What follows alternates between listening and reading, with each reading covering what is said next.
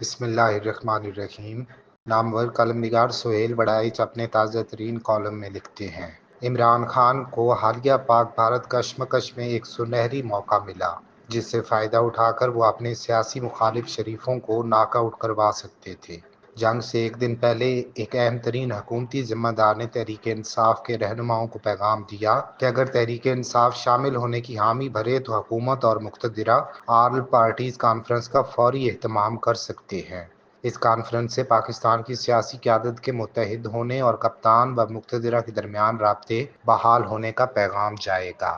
تحریک انصاف کی قیادت نے کپتان سے جیل میں ملاقات کی اور مقتدرہ قوتوں کی طرف سے آل پارٹیز کانفرنس میں شرکت کی دعوت دی۔ تحریک انصاف کی جیل سے باہر بیٹھی قیادت نے کپتان کو قائل کرنے کی کوشش بھی کی، لیکن جیل میں بیٹھے چیتے نے صاف انکار کر دیا اور یوں نہ آل پارٹیز کانفرنس کا انعقاد ہوا اور نہ ہی ماضی کے وزیر اعظم کی دوبارہ سے کنگ بننے کی راہ ہموار ہو سکی۔ یوں قومی اتحاد کا سنہری موقع بھی ضائع ہوا، خان کی سلاخیں نرم ہونے اور کھلنے کا امکان بھی جاتا رہا، اور سب سے زیادہ نقصان یہ ہوا کہ تحریک انصاف کا فوج اور جنرل مخالف بیانیہ بری طرح پٹ گیا۔ تحریک انصاف کے انکار نے نہ صرف خود اپنی مقبولیت کو نقصان پہنچایا بلکہ اہل سیاست کی مجموعی اہمیت کو بھی متاثر کیا۔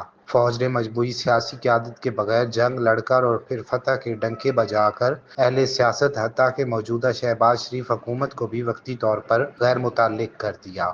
اس جنگ کے اکیلے فاتح جنرل عاصم منیر ہیں، جو وقتی طور پر عوامی مقبولیت کے اس اعلیٰ ترین مقام پر فائز ہو گئے ہیں جس پر کبھی کپتان خان کوئی جنگ لڑے بغیر فائز ہوا کرتے تھے۔ سیاست اور جمہوریت کو لازماً فوجی فتح نے دھندلا دیا ہے۔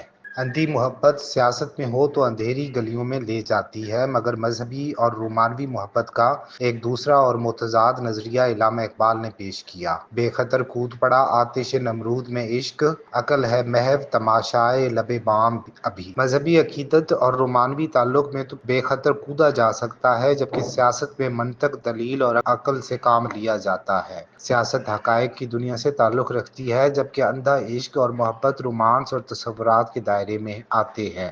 پی ٹی آئی کے ڈالر کمانے والے یوٹیوبرز عمران خان کو مفاہمت کی طرف جانے ہی نہیں دیتے، کیونکہ مفاہمت سے ان کی روزی روٹی بند ہو سکتی ہے۔ بس اسی فائدے کی خاطر اپنے لیڈر کو بظاہر چوم چوم کر مار رہے ہیں۔ تزادستان کی اندھی سیاست میں عقل کی اہمیت کی بجائے جذبات کی حکمرانی ہی ہمارا مسئلہ ہے۔ جس دن ہمارے ہاں عقل کی حکمرانی ہو گئی، اندھی عقیدت سیاست میں ختم ہو گئی، اس دن تزادستان کے تضاد دور ہو جائیں گے اور اصل پاکستان بن جائے گا۔ تحریک انصاف کا مسئلہ اس جنونی عاشق جیسا ہو گیا ہے کہ اسے کسی دوسرے کی ہمدردی یا عقل کی بات ایک ایسا بہانہ لگتی ہے جس میں اسے پھنسایا جا رہا ہے۔ اپنی غلطیوں کی وجہ سے تحریک انصاف کی بلبل کو ہر طرف جال بچھے نظر آتے ہیں۔ اصل میں ہر ناکام عاشق اور ہر نامراد محبت کے ہر دو فریقوں کا اس دنیا سے ایمان اٹھ جاتا ہے۔ جذبات سے بنائی گئی عمارت عقل کے ایک دھکے سے ٹوٹ جاتی ہے، جھوٹ سے تراشا گیا خوبصورت پیکر سچ کے ایک ڈنکے سے ڈھیر ہو جاتا ہے۔ وہی امریکی صدر جس سے خان کی رہائی کی توقعات بندھی تھیں، وہ پاکستانی مقتدرہ کا ترجمان بنا ہوا ہے۔ پاک بھارت جنگ میں انصافی توقع کر رہے تھے کہ فوج کو جھٹکا لگے گا، یہاں بھی صورتحال الٹ گئی ہے۔ جنگ نے مقتدرہ کو مقبول بھی کر دیا ہے اور پہلے سے ان کا رتبہ بھی بڑھا دیا ہے۔ تحریک انصاف اپنے لیڈر کو چوم چوم کر نہ مارے۔ حقائق کی روشنی میں بیرسٹر گوہر علی اور ان کے ساتھیوں کے مصالحت پسند فارمولے کو تسلیم کیا جائے، جذباتی اور جنونی یوٹیوبرز کے نرغے سے نکل کر حقیقت پسندانہ فیصلے کیے جائیں۔ اب اسے حالات کا جبر کہہ لیں، وقت کی سچائی کا نام دے دیں یا زمینی حقائق سے ہمکنار ہونا سمجھ لیں، راستہ یہی ہے۔